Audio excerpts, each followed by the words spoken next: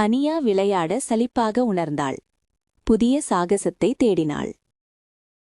அடர்ந்த காட்டிற்குள் சென்றாள். மரங்கள் மிகவும் உயரமாயிருந்தன.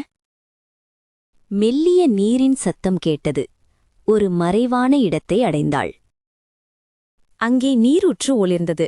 நீரூற்று சுற்றிலும் படர்ந்திருந்தது. ஒரு சிறிய அணில் அவளை பார்த்தது. "வணக்கம் அனியா" என்றது அணில். அனியா ஆச்சரியத்தால் வாய் திறந்தாள். "நான் குட்டி" என்றது அணில். இது ஒரு மாய நீரூற்று. இது விருப்பங்களை நிறைவேற்றும். ஆனால் நிபந்தனை இருந்தது. அது சுயநலமற்றதாக இருக்க வேண்டும். நீரூற்று மங்கலாக இருந்தது. யாரும் நல்ல விருப்பம் கேட்கவில்லை. அதற்கு அதிக ஒளி தேவை. கிராமத்தில் கிணறு வறண்டதை நினைத்தாள். அதற்கு அதிக ஒளி தேவை. கிராமத்தில் கிணறு வறண்டதை நினைத்தாள். அனியா உதவி செய்ய முடிவு செய்தாள். "நான் கிராமத்துக்காக வேண்டுவேன்." அவள் நீரூற்று முன் மண்டியிட்டாள். அவள் கைகளில் நீரை எடுத்தாள்.